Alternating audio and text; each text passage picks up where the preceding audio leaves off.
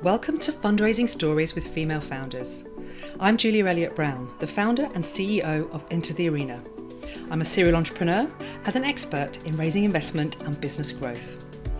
Our mission at Enter the Arena is to empower female founders to fly through pre-raise and investment and onto the exponential growth of their business with investment expertise and business coaching. Here we share the stories of inspirational female founders who've raised investment to inspire you to do the same. You'll hear their honest accounts of what it was really like to secure funding, the highs, the lows, and the challenges they experienced on the journey. And along the way, we'll discuss top tips for how you can be successful too.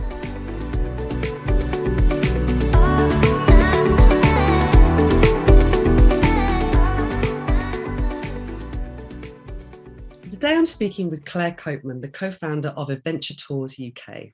Now, Adventure Tours UK offers small group tours, retreats, coaching camps and corporate events which are all focused on adventures in some of the UK's wildest spaces. And all their packages are carefully curated, they are completely sustainable and all-inclusive. So it's really all about making it as easy as possible for people to get back out into the wild, back to being adventurers, and putting the UK firmly on the map as an adventure destination for travellers across the globe. And it's certainly been a challenging time in the travel industry over the past couple of years through the pandemic. Really not the easiest time to be securing investment, you might think, but Claire did it, closing her first investment round in April 2020. So let's meet Claire and find out all about her own personal wild adventure in securing that funding. So hi Claire, it's really lovely to have you here. Hi Julia. So I'm dying to find out all about your business, all about your fundraising journey. But first of all, I'm quite intrigued to know what you were doing before you started this business, because you weren't in the travel industry before you set up Adventure Tours, were you? No, I wasn't. I was actually in marketing. I'd had a 18-year career in marketing agencies. So throughout that time, I'd worked through several creative and later digital agencies with a whole raft of different types of clients. Some were from a travel background, but also finance, sports, Premiership football clubs, all sorts. So a very varied background, which gave me a good founding in all different types of business and sectors.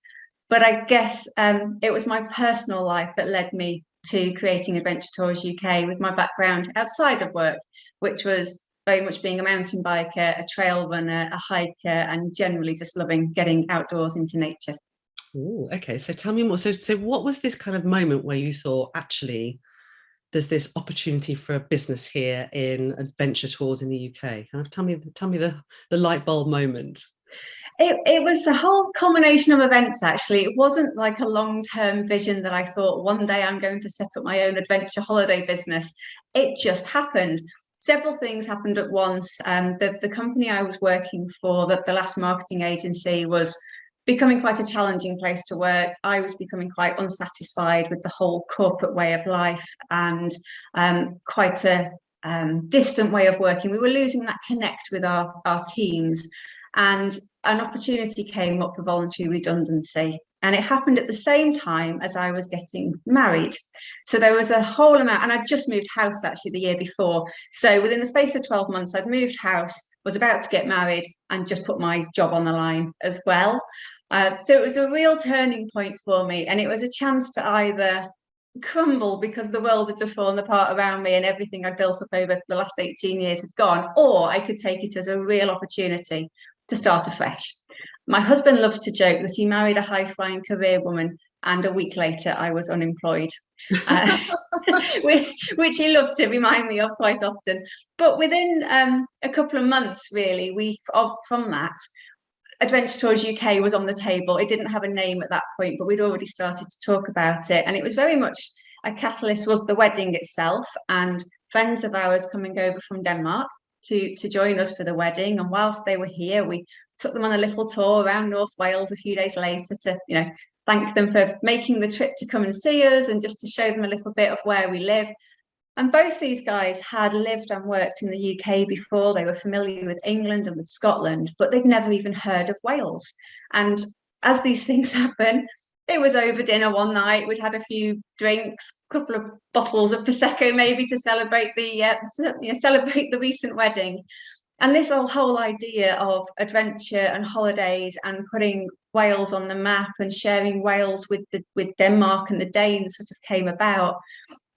And anyway, the next morning we woke up with a hangover, thought nothing more of it, and very much thought that was the end of that. And a couple of weeks later, Jakob said, "Yeah, come on, guys, let's do this." And we're thinking, really? Well, I suppose we could look into it.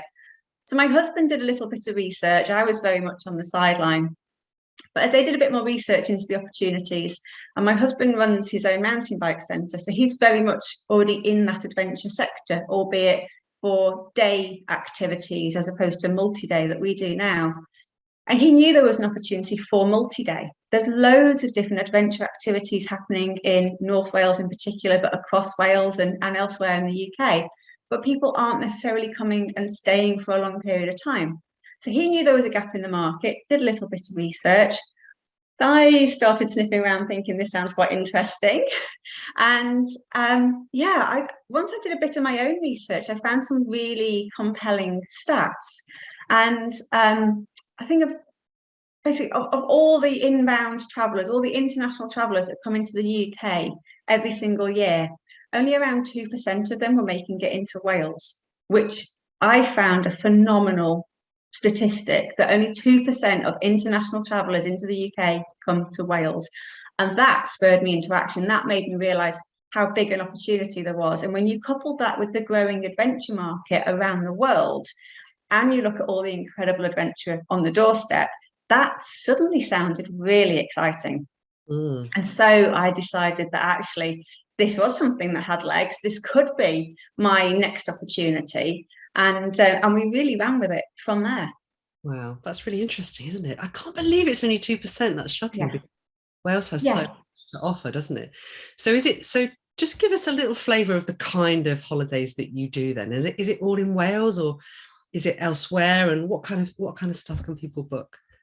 So we do all sorts. I guess the first thing, at the moment, we're mostly in Wales, but as the name suggests, Adventure Tours UK, we will be UK-wide. We want to cover the whole of the UK, so including Scotland and England and potentially Northern Ireland as well. We've started in Wales because it's where we're based. We live in North Wales. We know it inside out. For us, it was the easiest starting point. Start with what you know and build out from there. As a tour operator, we needed to establish a very extensive network of small independent local businesses, because everything we do is about supporting the local communities, putting back into those communities, sustainable travel as well from an environmental perspective. So we don't want to rush at it and try and spread ourselves too thin. We wanted to focus on building that network from Wales out.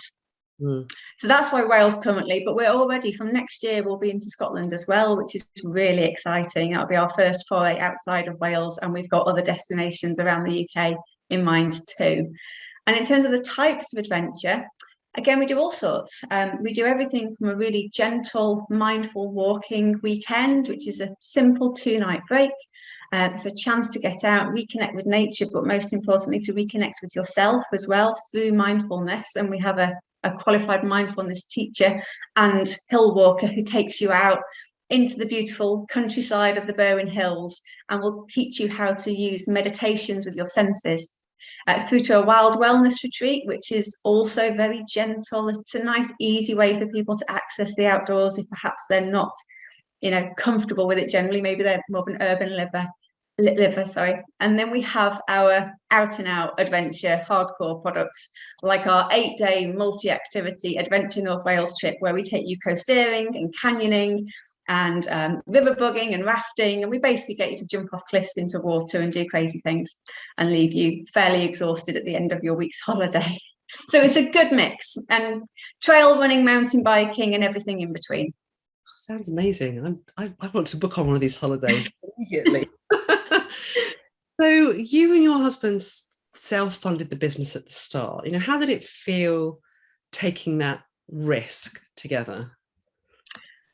It was quite different for me, because he's obviously been self-employed for the last 15 years. It felt like he was in his territory, but for me, this was the first foray outside of a very reliable salaried job. And obviously I'd left that salaried job behind. I think a lot of people tend to start up their own business alongside their work and then eventually transition from one to the other. I'd already taken the plunge.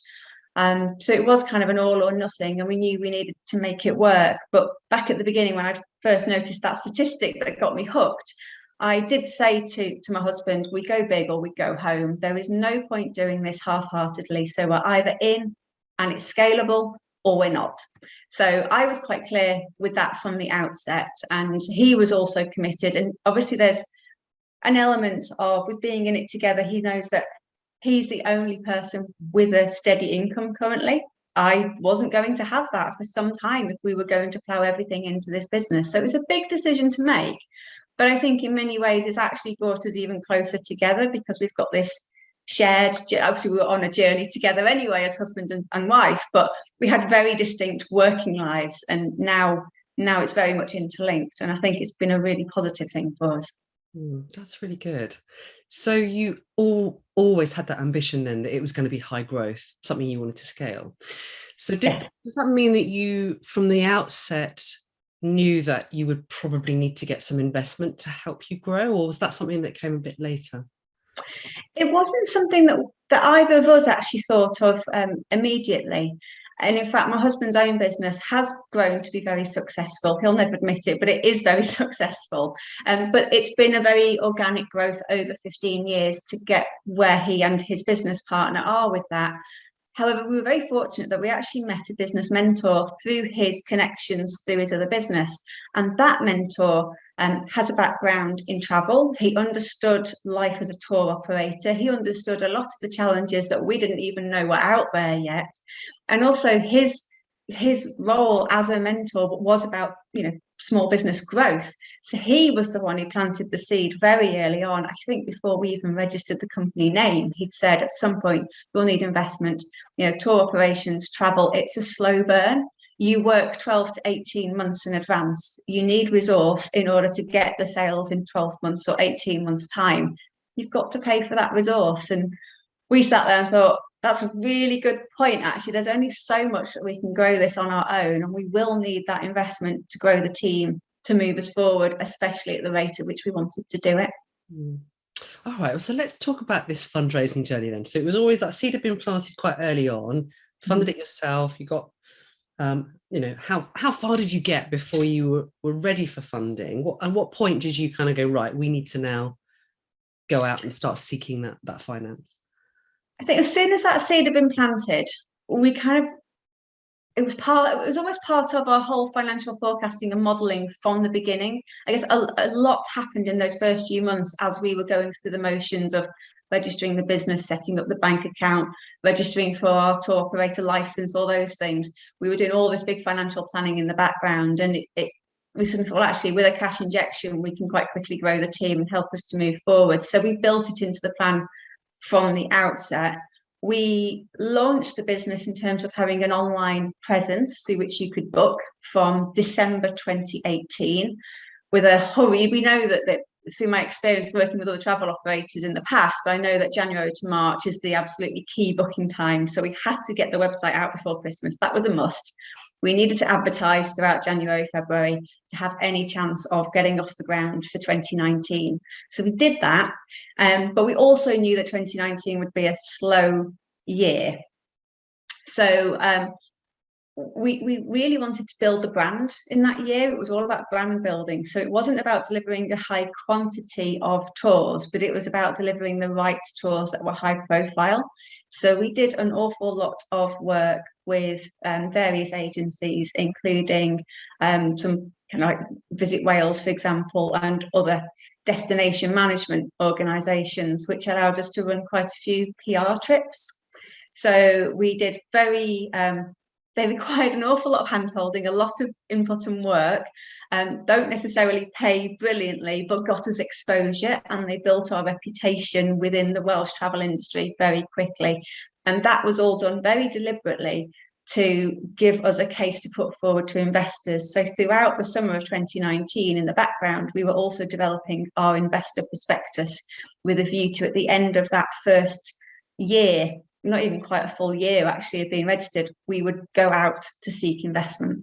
And that's clever thinking, because you already have in mind, this is what we're going to need to prove out to investors. So yes, putting those steps in place as you went which Yeah. I mean, actually, even if you're not seeking investment, that's the kind of stuff you should be doing, right? Because it's about proving that you have a market for what you're offering.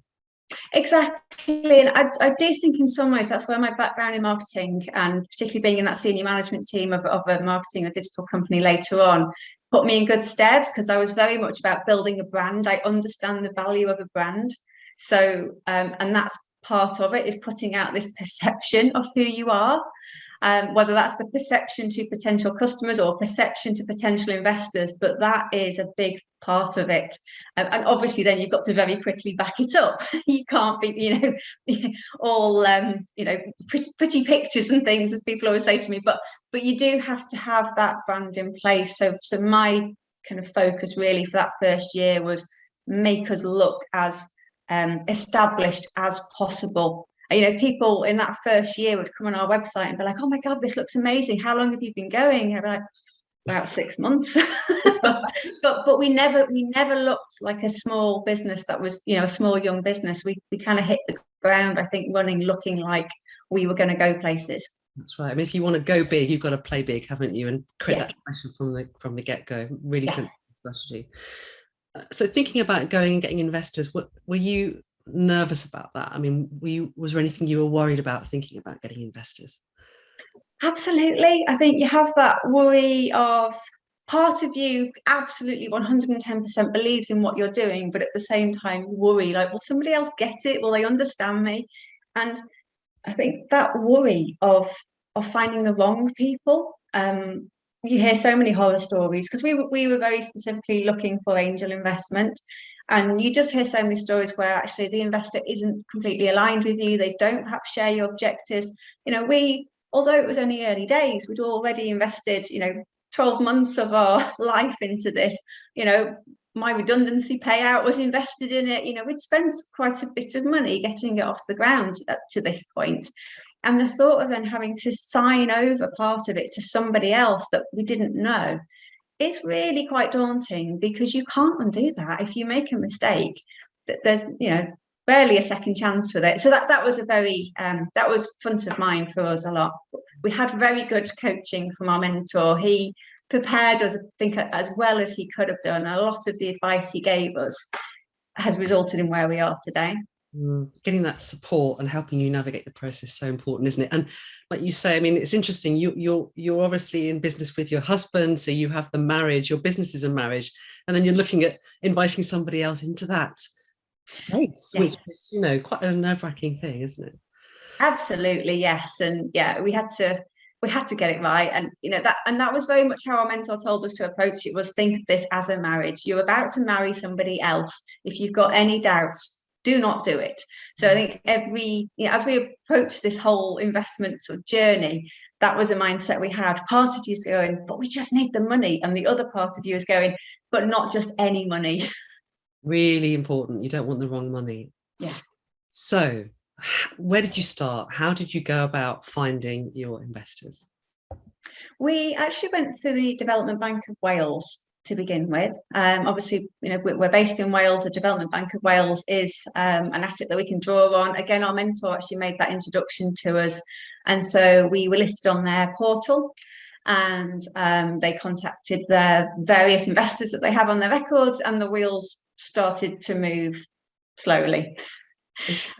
And it felt like we'd really pushed so much effort into this, and we were trying to race as quickly as we could to get out there and find these investors. And suddenly our bit was done and it was in somebody else's hands, and we had to wait for the right people to come along. So it went up on their website, and then you were waiting for people to come to you. But that's great, going to get that local support. And I think a lot of entrepreneurs overlook that. They think, it's got to be, the investment scene in London. And actually, there are so many regional development funds and organisations that desperately want to support growing businesses outside of the capital. Yeah, absolutely. And actually, we although at first we sat there and we kind of, I'm not very good at waiting. You might have gathered that already. I'm not the kind of person that sits and waits for things to come to me. I like to go out and get them. So for me, it was quite alien. And I think after the first month or so, I was getting very itchy feet, thinking, I don't want to just sit here and wait. I've done all of this work, and now I've just put my business's future in someone else's hands, and it doesn't mean the same to them as it does to me. So I started looking at other ways that we could maybe go out and try and look for, actually find angel investors. So through companies such as Grant Thornton, for example, they invited me along to one of their pitching days, which was a terrifying experience, but I'm really glad that I did it. But that was a case of, going along to an event where I think there was 5 businesses in total, 5 young startups. We were all invited to have a 5-minute pitch, and there was a room full of probably about 40 potential investors in this room, and we each had to stand. With no presentation, nothing. You just had to stand there in front of 40 investors and pitch your soul out to them and convince them in 5 minutes max. And they cut you off. If you weren't done in 5 minutes, that was it. It ended. And one poor guy pitched, and they cut him off, and he said, "Oh, that was the fastest 10 minutes I've ever had." And everyone went, "It was 5." And he'd planned his pitch to be twice the length that it should have been. So that was a really interesting experience. And we actually started to get some real interest from that. So that's another way of looking at it. Pitch events can be quite good, can't they? There are pitch events and there are pitch events. Some where the audience perhaps isn't as actively engaged in the investment world as you might hope, but you got some interest. We did, actually, yes. Yeah, it did feel like quite an engaged audience, actually. But what I will say is that for me, I was going in with a tourism business, and quite an unusual tourism business. There's so many online resellers out there, like OTAs, people who are doing big flashy sales to African safaris, and we were selling holidays in Wales. Basically, wasn't quite as glamorous. It certainly wasn't fintech or any other kind of tech, and it did feel like 95% of the room were there for tech investments only. And I had to fight damn hard to be heard and to be taken seriously in terms of what we were doing. But I did have three investors afterwards wanted to have a good long chat with me, and 2 of them we followed up with afterwards, who are actually really keen to learn much more about us, start looking at our numbers, understanding more about where we were headed with the business. Okay, so where did the investors that you found in the end, where did they come from? They actually came through the original route, which was the Development Bank of Wales. So right at the very end of, you're allowed a 3-month slot on their portal, and then you can have a 1-month extension. And we had the 1-month extension, and in week 3 of that month's extension, another newsletter went out, and our now investors happened to spot it, thought that looks interesting, and they reached out. So yeah, it felt very last minute, but it happened just in time. Fantastic. And so tell us about the process you went through of getting to know those investors and thinking quite carefully about whether you were going to invite them into your marriage and business.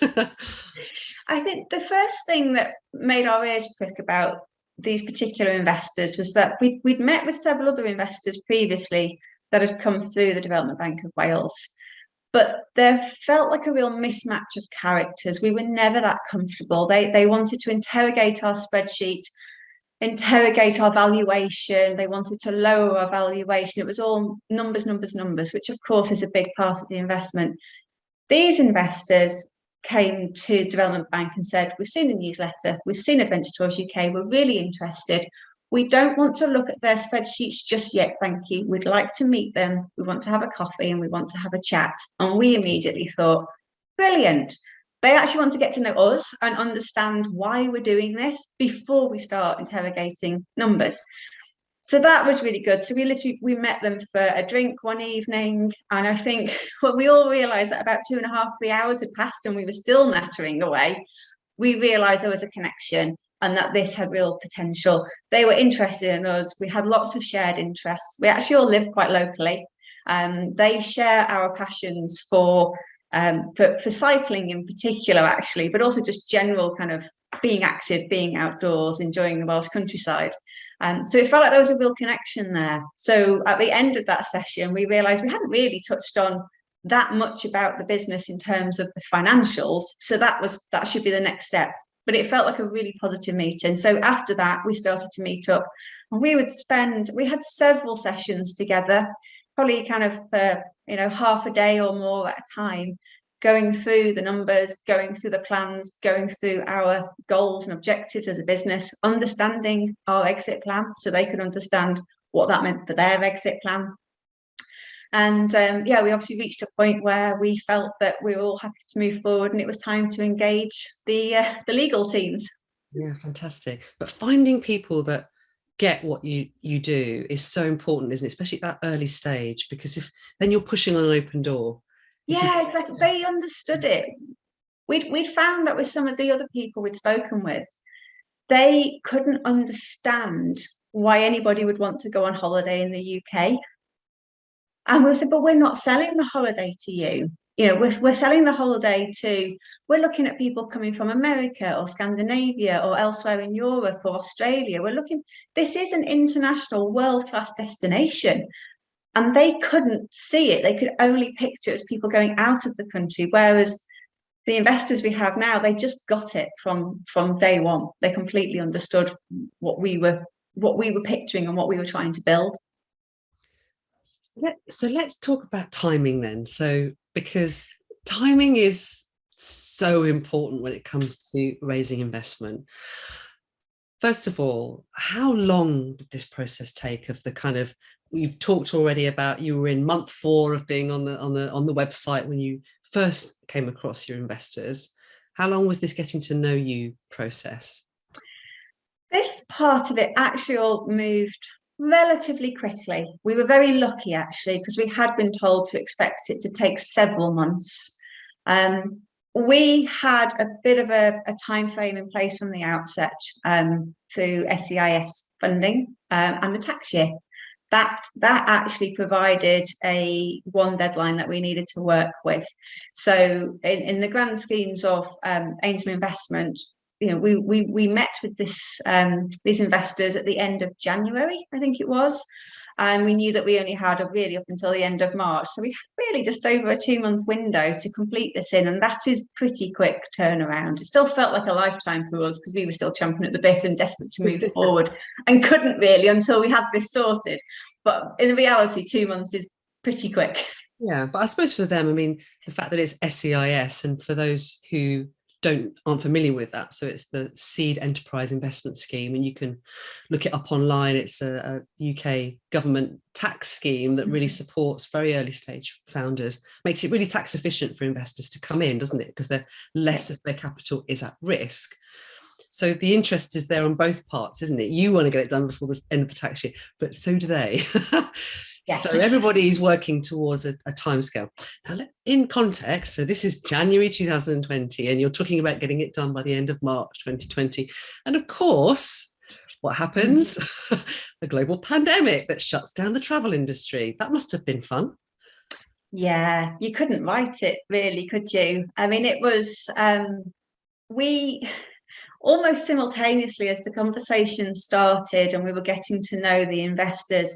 Obviously, I deal with clients and people all around the world. You know, I've got clients based in Australia and in Sweden and all over the place. This was happening in other parts of the world long before it got to the UK. So I was hearing a lot in the travel press and picking it up in my conversations with trade clients that this thing called coronavirus was happening, and it seemed quite serious. And day by day, it was getting worse and worse. And I'm saying to my husband, there's this thing called coronavirus and I think it's coming. And he's going, oh no, I think it's fine. I don't think it'll get here. I was like, no, it's sweeping through the world pretty quickly. I think it's going to get here. What do we do? Do we just keep quiet? Or, you know, what do you do? Because we didn't know what we were dealing with at that point. We knew it had potential to knock us sideways in terms of the investment. But at that point, nobody thought, no one had the vision of actually where we are today. So we obviously couldn't, and we wouldn't have kept it hidden. But before we knew it, it hit the news in the UK. It became mainstream. And I also remember incredibly clearly on the 23rd of March, we went into lockdown in the UK. And quite frankly, my world fell apart. We lost everything overnight. We lost all those bookings we built up in those first few months. Throughout January, February, it was like everything. The last 18 months of hard work had paid off. All the money we'd sunk into it, all the 7 days a week I'd been working, plus another job alongside to pay the bills. And it was hard work to get there, and bookings were coming in, and we'd won our first trade contract, which was worth £100,000 for this first year, and we got our investors on board, and it just went overnight. It just disappeared. We lost all the bookings, we lost our trade contract, and we were fairly certain that the investment contract was about to follow suit. And we were fairly devastated. It was a turning point. But the investment didn't fall through. It didn't. And I think that is absolutely testament to having the right investors on board. They could have walked away at that point easily. There was no commitment, no legal commitment at all. But they felt a very strong moral commitment. And for me, that spoke volumes. We had a very frank conversation with them about, what it meant. We had to obviously say, look, it looks like we've lost everything for this year, but hopefully we can win it back. And we all thought that travel would return in, at that point, everyone was thinking maybe a month, 6 weeks, is it 2 months, but it'll bounce back. It's still a big risk. They had a little bit of time to think about it, understandably. Their lawyer in the meantime, so we'd engaged lawyers on both sides. We'd both racked up several £1,000s in legal fees that we had to pay whether we signed contracts or not. And their lawyer advised them in no uncertain terms to not proceed. Do not go ahead. Do not invest in a travel company at this stage. If you're smart about this, you will leave them, and basically, when they're on their knees, you will go back and offer them less for more of their company. That was the very brutal advice that their lawyer gave to them, which I can't really argue with it, but it would have been a pretty cruel thing to do. And thankfully, they turned around and said, thank you very much for your advice, but we're not those people. We've made a commitment. We really believe in Claire and Jim. We believe in this business, and we're going to honour the commitment that we've put on the table to them. Wow, those are some amazing investors you've got there. They really are. And don't get me wrong, they're not daft. They did change. Some terms did change. And really the only change was they didn't take advantage of the situation at all. They simply built in a means to protect themselves and their money, which is absolutely fair enough. And had they not, I might have questioned their sanity. So I think, for them to come back with the terms they did, which was simply that we were going to stagger the investment. So we weren't going to get it all in one lump sum. There was 2 of them investing. One needed to make their investment, which was the smaller portion of the deal anyway, before that end of tax year. The other investor actually had longer. They needed to invest in the following tax year. So we agreed that we would go ahead with a small proportion. It was about 20% of the investment would go ahead there and then, and it would give us enough cash into the business to keep us going over the next few months whilst we all figured out what was happening with the world. And that we had set ourselves a deadline of November for the second part of the investment, which would be reviewed closer to the date. And we'd simply see, how's the world looking? How are we looking as a business? Does it make sense for them to put that remaining money into us? So it was not a done deal. And we spent the next few months, obviously, kind of with that hanging over us, but at the same time, getting to know them actually as well, even more over those next few months, and really feeling confident that we had found the right partners to come on board. And they do feel more like partners than investors. They've absolutely stuck by us throughout this. And when it came to that decision making in November, officially the line was, if the world and the travel industry isn't in a better place by November, we won't invest. And we knew that the world and the travel industry was not in a better place by November last year. But we also felt quite confident that that would not stop them at this point, because they knew that we had actually delivered a very strong business throughout that time, the limited trading we could do. And we'd all built up that level of trust in each other, that they knew that we were not the kind of people to just simply squander their money. And we knew that they would be there to back us when we needed it. And I guess by that point, we were starting to see a route to exit from the pandemic. There was a little bit of a light at the end of the tunnel. Well, there was and there wasn't. If you think about where we were at that point, especially in Wales, we had 6 weeks of trading. We were allowed to operate throughout August and September. The reality is we only had trips planned up until the middle of September, though. So we literally had 6 weeks of trading that year. That was it. And we got to October, and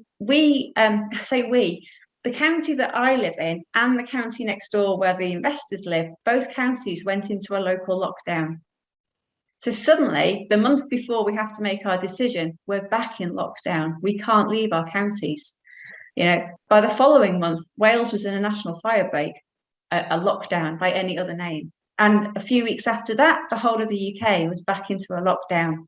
So actually, yes, we'd had that little glimmer of light, but suddenly we were plunged back into darkness again. So challenging. But what's interesting about that is that the way that staggering investment, I mean, obviously for you, made a huge amount of sense given everything that was going on in the world, but actually it can be quite a clever way to structure an investment round anyway, where future is uncertain, where milestones can be proven out before more funding gets released, and it can work really well for both parties. So I think that's something that all founders should consider when they're thinking about a fundraising round. Do I really need it right now, or can I tranche this? Sometimes that means you can get a better valuation on a second and third tranche. Sometimes it's just about hitting those milestones and de-risking it a bit. But yeah, exactly. I think it's something that we hadn't really considered before it was put on the table in front of us as the only option, really. We hadn't thought about it, but absolutely. I mean, because it was never our plan. We didn't need like a big, we weren't looking for some kind of big capital spend. We weren't looking to go out and buy equipment or anything like that. We were looking for that money to sustain us over a period of time. So actually, there was no advantage or disadvantage to us of whether or not we had this lump sum in the bank account from day one or not. And actually, you do realise, you get all excited about getting an investment, and it is really exciting. It's a huge responsibility, especially when they're angel investors. They are people. They're just like you and I. They're not bottomless money pits quite often. They're just regular people who've made a success of things, and they have something available to reinvest. They still need that money in the long run. It's not generally there for you to just lose. That's quite a responsibility. And as soon as that money lands in your account, you realise that the level of trust that's been put in you, it's actually staggering it, eases that pressure a little bit. So tell me a bit, let's just finish off a little bit by talking about the dynamic of being a male and female co-founding team, and how, if it did influence how you ran the pitch process, what did you see? What did you experience? Yeah, it's a really interesting question. I think because I've always been quite a strong, independent woman, but at the same time, mindful that not everybody wants to invest in a woman. Maybe I certainly found myself in very male-dominated environments, but ones I wasn't familiar with. I was used to being in a male-dominated environment. When you work in a digital agency, it's mostly men. When you sit around the senior management table of a digital agency, it's mostly men. So I was used to holding my own, but in a field that I knew and understood. And suddenly I was sitting around board tables talking to lots of middle-aged men who seemed to be looking down on me, and it was actually reassuring to have, maybe it's slightly different because he's my husband as well, but it was reassuring to have him alongside me. I often would I always try to be very fair, so I'll often say, point out to people, I am the co-founder. I'm the co-founder alongside Jim, my husband, and sometimes I do that with fairness, and sometimes I think I did it, especially at that investment stage, to make sure that people understood there was two of us, there was a man involved, it wasn't just me. I don't honestly know with hindsight how much of a difference that made, how much it did. Maybe to some people it would have made a difference. I don't think with the investors we have, it actually would have mattered one bit whether it was just me on my own or Jim on his own or the two of us together. I think they bought into the business and the idea and us as individuals. But I think I probably did make sure that there was no potential sign of weakness by always having that mention, which I kicked myself a little bit for. Yeah, it's interesting that you felt like that, isn't it? I wonder how much of that, when you look back, is how comes from you and how much of it was from what you actually experienced. I mean, you said you felt like they were sort of looking down on you. Can you sort of pinpoint what it was that made you feel that way?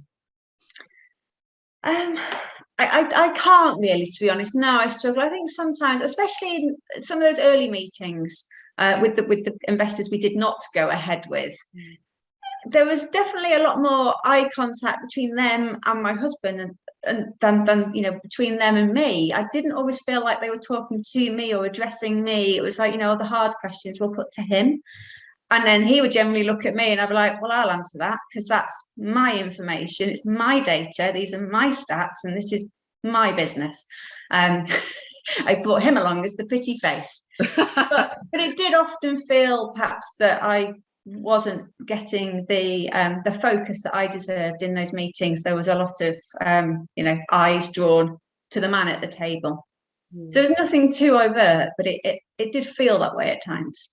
Yeah, but we also felt that they weren't the right people for us. Well, obviously, it can be a real red flag, but it can be quite subtle. And I think it's just really important to discuss that because it is subtle and it's hard to see it. You can see it more clearly sometimes when there is a man in the room because you can feel the difference.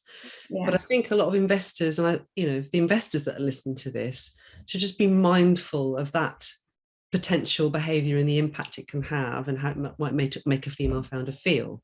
And actually, as a consequence, you quite quickly realize that they probably weren't the right fit. So, they have lost out on an opportunity there too. So I think it's really important that we do call these things out, even though they might feel quite minor, the impact can be quite significant. Yeah, and I think even the pitching event that I went to with Grant Thornton, of the 5 investors that pitched, I was the only female. Of the 5 entrepreneurs that pitched, I was the only female entrepreneur. So chatting to the others beforehand, I wouldn't say I'm not paranoid about being the only woman, but you're aware that you're the only woman that's about to stand up in front of everybody. And of all those 40-odd investors in the room, you could easily count on one hand the amount that were female. So it was a very male-dominated environment, and it doesn't affect how you perform, if you like, in that scenario. But you do wonder how it might affect your chances. And I said, a lot of the others had tech businesses that they were putting forward, and I wasn't tech, so I probably felt more disadvantaged by that. But interestingly, of the three investors that approached me at the end of that event to talk further, all 3 of them were male. Actually, not one single female investor approached me.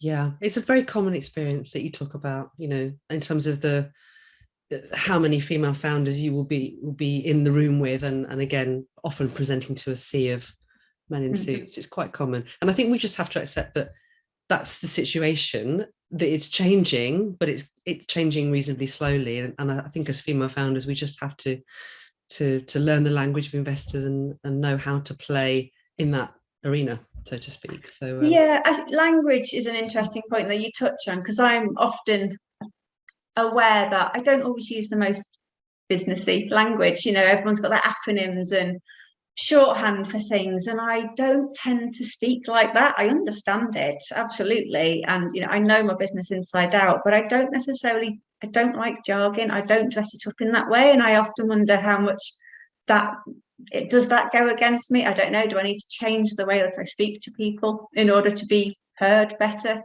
But there's all sorts of questions like that go through your mind. I think one thing that did stand out to me was whether I do think that what would really help is if we had more female investors out there, and if those female investors, obviously whatever investment they go into, it's got to be right for them, it's got to be the right business, it's got to be the sector they understand and are interested in, but just a little bit more encouragement for those female founders in the room, that maybe helps to put us in better stead, or take a little bit more notice, see if we can help to build each other up. I couldn't agree more. Well, thankfully, you did find your needle in a haystack and found some investors that believe in you, can see beyond the fact that you're not a tech business, and share your passions, and also that you can quite comfortably go out for a drink with and have a 3-hour conversation with, which is super important, isn't it? Absolutely, yes. We've had a few good nights out with them since. I mean, congratulations as well. I mean, for closing that deal with everything that was going on in 2020, that's amazing. So what's been going on with the business since? I mean, obviously we're sort of coming out of lockdown tentatively. Are things picking up? What's going to be next for you, Claire? Absolutely. It's been a roller coaster year. We started this year taking on our first employee as we got ready to reopen, which we all thought was going to be from March. And then actually March, everything got cancelled. April was cancelled. May was cancelled. But by June, suddenly we were delivering more trips in that month than we ever had done in the whole of our history to that point. So we took on board an operations manager back in January, who's been working brilliantly alongside me to get all of our kind of logistics. You know, tour operations logistics is a minefield, especially throughout COVID and all the changing restrictions. So it's been a very challenging year. She's been an absolute superstar.